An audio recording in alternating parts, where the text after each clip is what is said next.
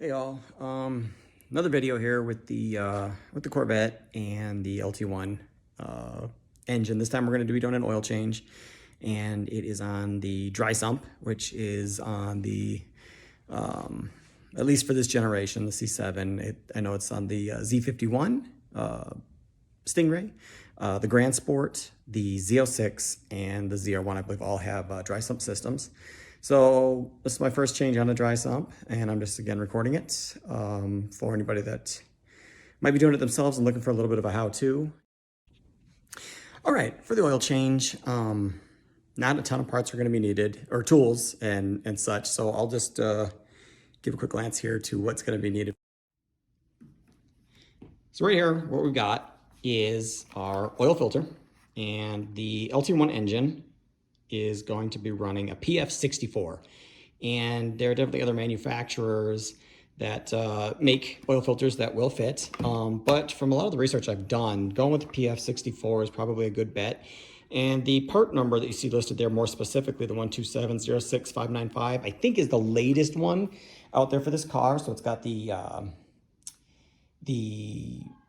most correct pressure valve, which I believe is at like 22 PSI, the bypass valve. So I know there's some earlier versions of the PF64 that had a lower bypass or PSI.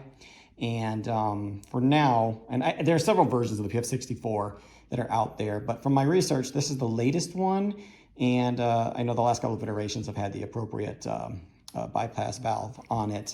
So factory filter, so probably a good one to use. Additionally, which is also recommended by GM for the Corvette, and specifically, I believe in the 2019 model year, they said that, and this may be contrary to your owner's manual, but running this Mobil 1 supercar, 0W40, will actually be a good oil for their engines. And I believe this is in 2019, this is the standard.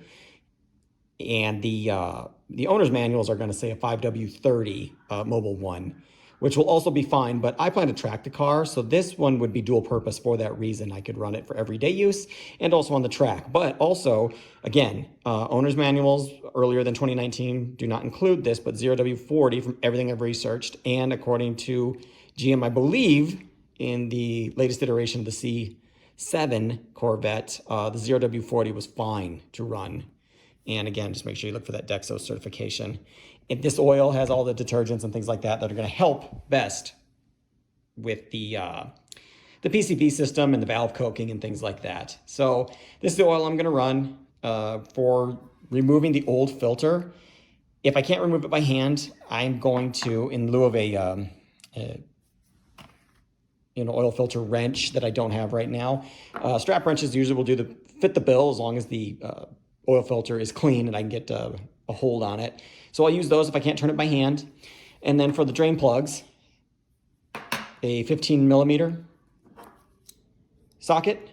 And in the case of a dry sump, you're going to need either a box end wrench or some type of attachment for the ratchet, because the second drain plug doesn't have a lot of clearance room on it to break free. And when I get under the car, you guys are going to see that. So this is what I'm going to be using for my oil change right here. And the LT1 with the dry sump takes 9.5 quarts of oil. So I've got the rest of it sitting there, and just got this out for showing you guys what I'm going to be running in the car.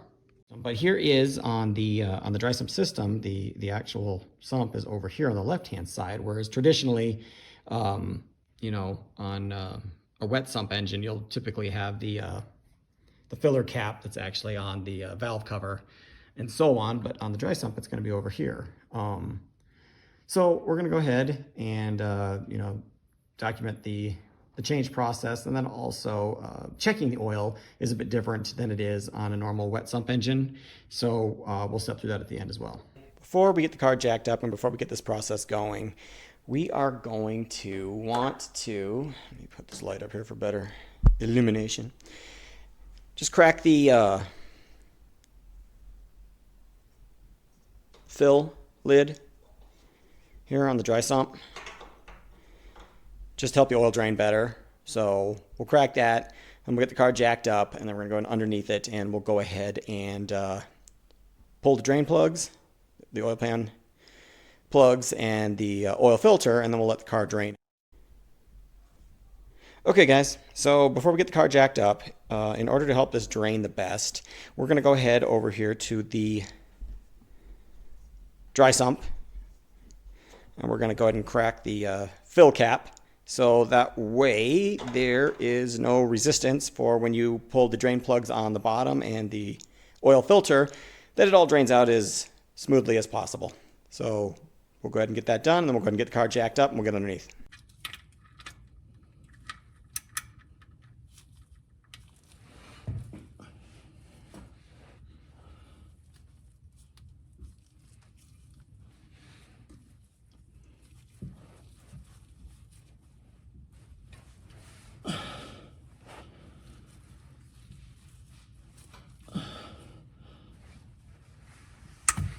Oh, that was really on there, folks.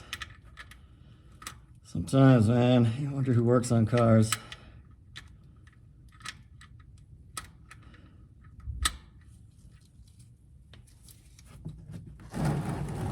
Like, these drain plugs should never be cranked on there in such a way that you really have to get after it to get them off. We're going to loosen that up. Now, I drove the car before starting this process just to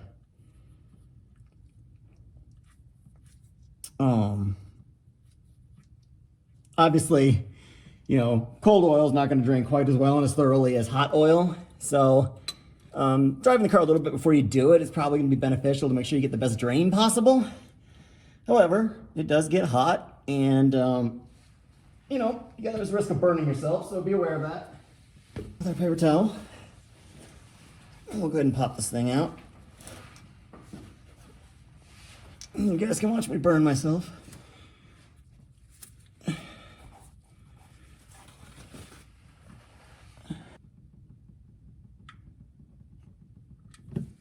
And there we go, there's one. We'll let that drain for a second here, and then we're gonna go ahead and work on the second one.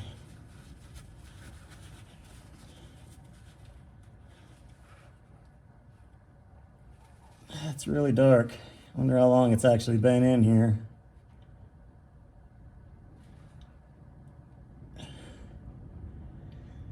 Dealership said they did it, but you never know, and I probably drove it far too long after getting from the dealership without doing this myself. So,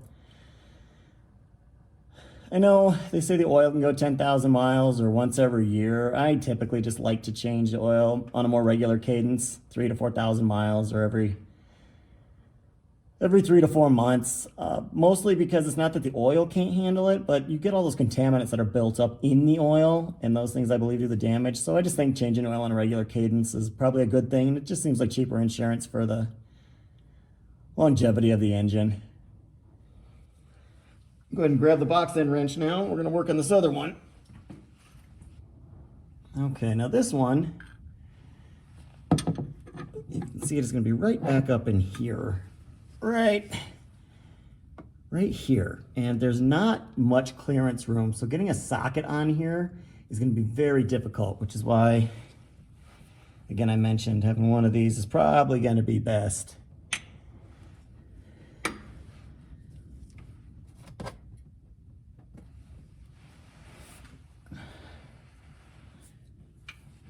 We'll see what we can do here.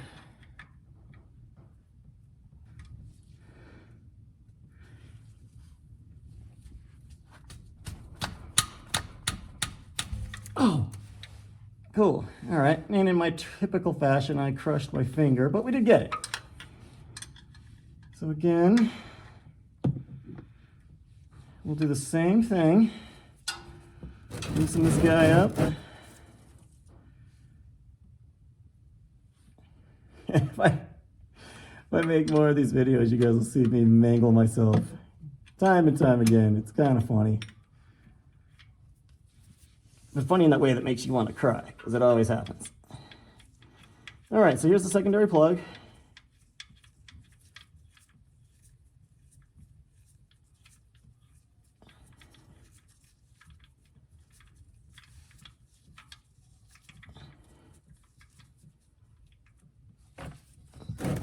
pan out over this way just to make sure we catch everything.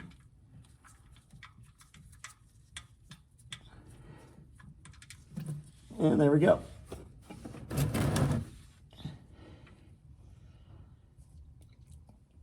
And we'll come into here in just a second and we'll get everything cleaned up.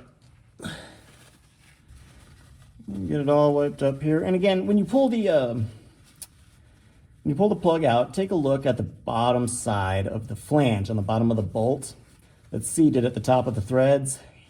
If you guys can see it well here.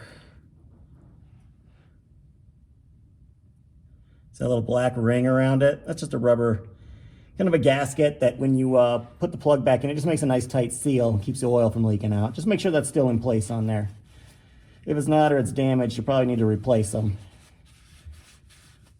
In short order, I mean, you probably won't have them on hand, but if that is the case, you want to make sure you get those replaced. Okay, so based on how tight those plugs are in there, I'm not having high hopes that the oil filter was going to be installed correctly, which is just basically hand tightening it, but we'll give it a crack. Let's see what we can do real quick here.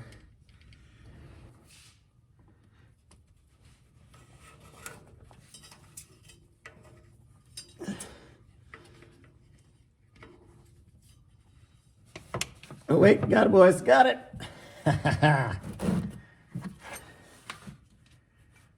Woo.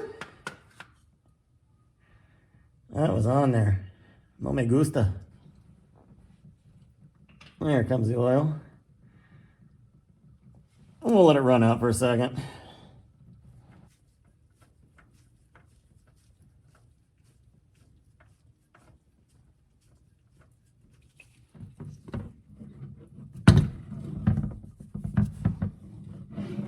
There we go.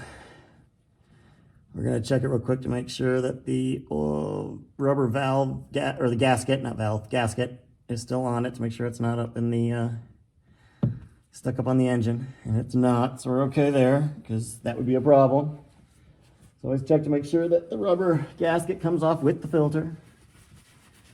Another thing that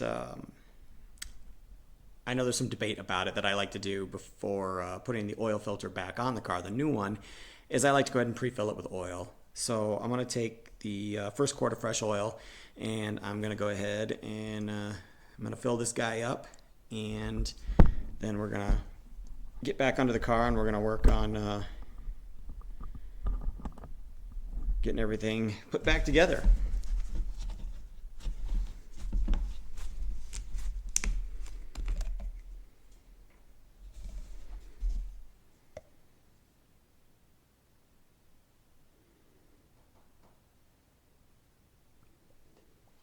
Okay, so that's mostly filled up. And also, what you want to do before you install it is, I'm going to take a couple drips of oil, and you want to run a thin layer of oil on the rubber gasket on the new filter before you install it. This just helps make a better seal, and it helps to not tweak the gasket as you tighten it on, so that way that it maintains a firm seat inside the filter housing as well as a firm seat against the bottom of the engine. So just, again, it doesn't have to be soaked or anything, but just a nice thin film across the surface layer of the gasket there.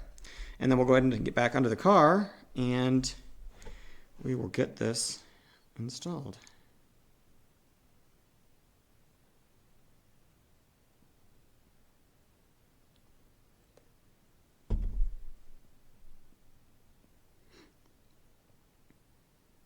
It's funny, you can watch it as you fill it. You can watch it kind of soak into the media, and then, you know, you can watch the level go down. So just a couple pours. And I don't want to get it so full that while I'm underneath the car that I spill it everywhere. So just a couple of these, and then we're going to go ahead and get it back under the car. Okay, we are back under the car. And we're going to go ahead and get our drain plugs put back in and everything wiped down. Car's mostly done emptying. Drips are coming really slow now, so we're going to go ahead and get things patched back up here.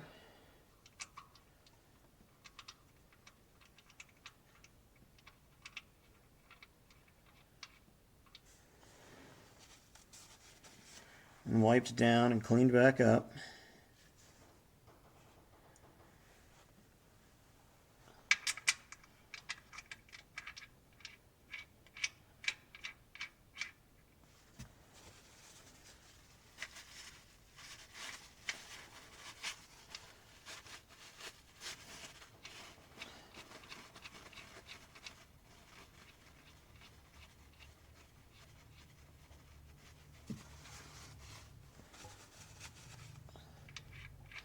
Again, just remember, like I said earlier, make sure those little gaskets are on the drain plugs and that they're not damaged, because that does help make the seal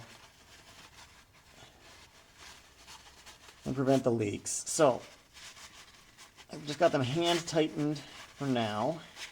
I'm just going to go ahead and wipe down any drips that we've got here. Clean everything up.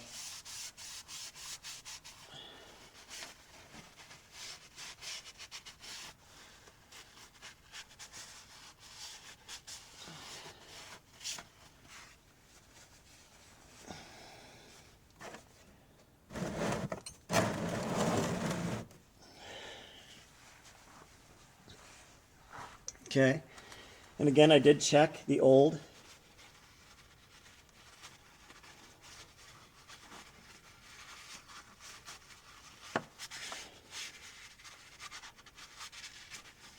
oil filter to make sure that the gasket was still on it.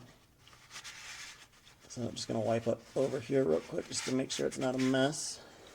And then we're going to grab our new oil filter and we're going to go ahead and run it back up on in there.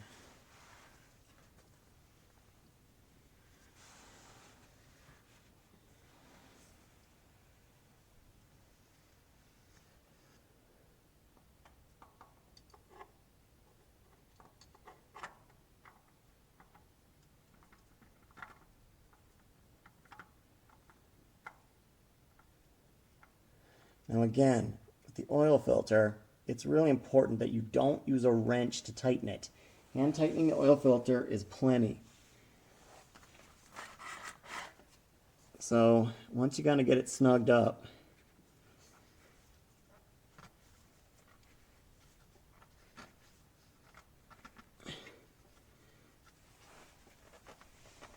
hand tight's all you need.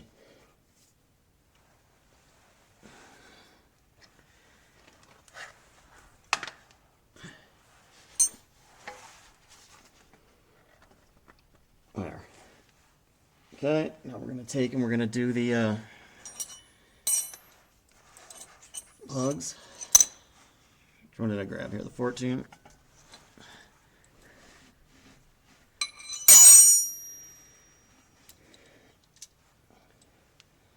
Now these don't need to be cranked. There is a foot-pound specification for these, but I've always just kind of done them by hand. Does not have to be cranked, just firm. Because if you crank them, then you see what I had to do earlier to try and break it loose.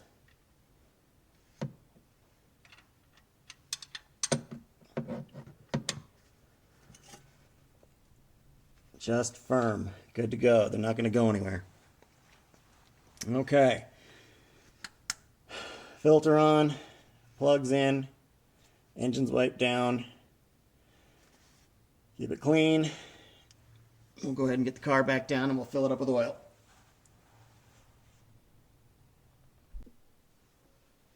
Okay, car is back on the ground. It's level, it's drained. We're gonna put some oil in now.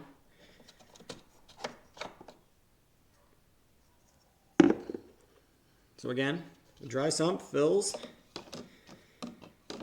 up over here, and per everything I've researched and the owner's manual, the dry sump LT1 takes 9.5 quarts of oil.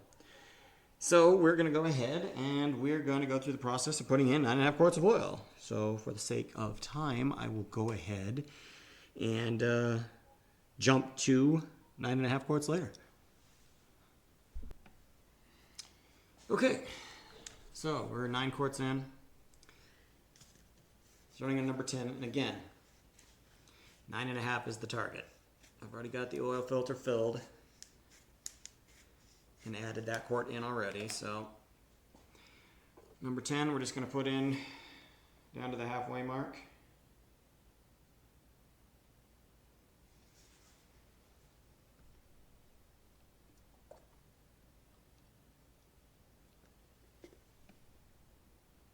A little bit more to go, maybe down to the 14 mark.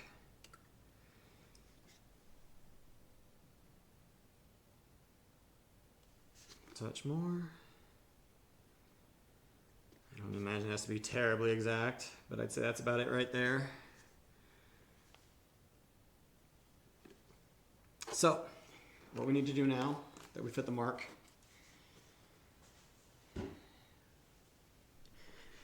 checking the oil on a dry sump system is a little bit different than it is, again, on a regular wet sump system. So what we're going to have to do here, now that we've got the appropriate amount of oil in the engine, is we're going to go ahead and cap it up. And you need to turn on the car and you need to let it run up to its operating temperature, which is about 170, 175 degrees. So I'm going to go ahead and hop in the car and start it up and set, and I'll bring the camera in with me, and we'll set the gauge on the display on the dash to show the oil temperature. So that way, as it runs, we can make sure that it gets up to the right temp. And then I'll come out and show you guys how to check it with a dry sump system. So stay tuned. Inside the car, we're going to go ahead and start it up. And what I'm going to do here actually is when I start this, I'm going to go ahead and hold the gas pedal in, and that's going to get the engine to crank over a few times before it actually starts. And what the intention is there is just to kind of get the oil circulating through the system on the cranks, and then letting it start up. So actually, we'll put it in neutral. See how it turns, and then I'm going to let off, and there it goes.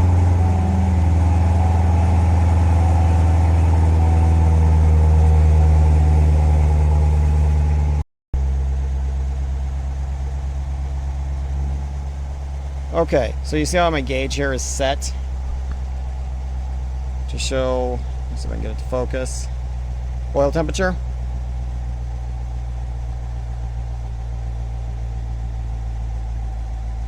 Okay.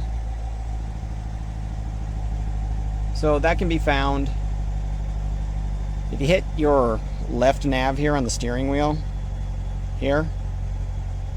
You can get into the performance section. Oops, let me go back. So there's info and there's performance. So you go into performance and then you use the up and down arrows. You can toggle through, and there's all kinds of different metrics, but one of them, as you scroll through, is going to be your oil temperature. And so that's what I'm going to use. And what we're going to do is we're just going to let the engine idle up to its operating temp about 170, 175. And then we'll go ahead and we'll turn off the engine, and I'll show you how to check it from there. So it's about at that 175 mark. So we've been sitting here for a minute, letting it idle. And I'd say that it's at a temp now where we can go ahead and we can check the oil. But one other thing I wanted to show you guys was how to reset the oil life monitor in the car. And to do that, on the little nav, I'll bring it into focus for you here. Right on your steering wheel, we're going to go ahead and we're going to use the left arrow here to get into our menu options, and then I'll show you how to find the reset. So focusing back up here on the dash, we're going to click left, and then we're going to go up to info. Okay, mine already happened to be at oil, but if not, you can go up and down until you find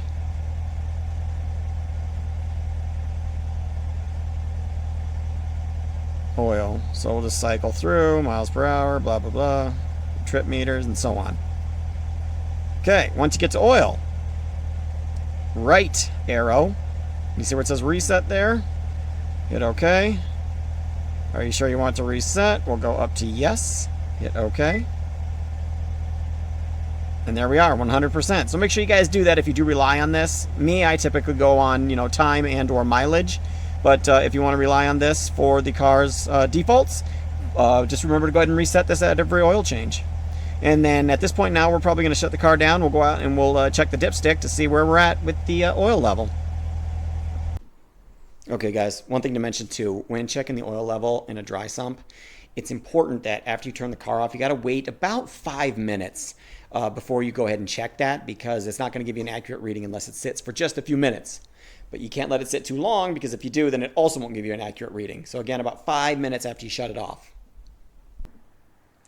Okay, it's been about 5 minutes, so we're going to go ahead and we're going to take a peek and see what our oil levels are like. I might just be a tick early here, but... All right, dipstick, filler cap. So we'll take the dipstick out real quick, and we're just going to wipe it down just to make sure we get a clean reading.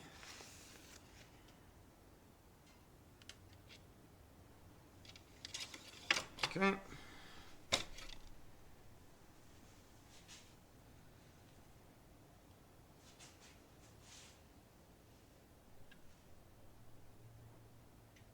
All right, so it looks like about where I expected. We're coming about dead center between the dots, which is about where I would have expected to be with 9.5. We'll check it one more time here.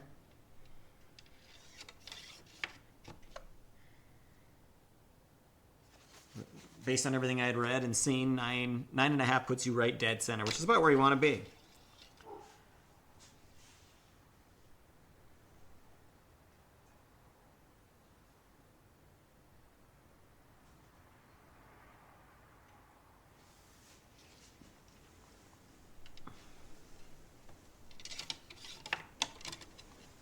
Make sure you get the dipstick all the way down in there.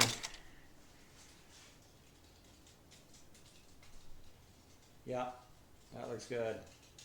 Dead center. So I'm happy with that. Again, depending on your preference, if you want to go a tick over 9.5, you probably could without much harm. But 9.5 seems to be the magic number, and there we are. Just one more thing I wanted to mention as well about the oil filters. As you can see, the one I pulled off here is the UPF64R. It's the Gold Series, and it's not that it's a bad filter, but it's not the right filter for the LT1 or LT4 engines.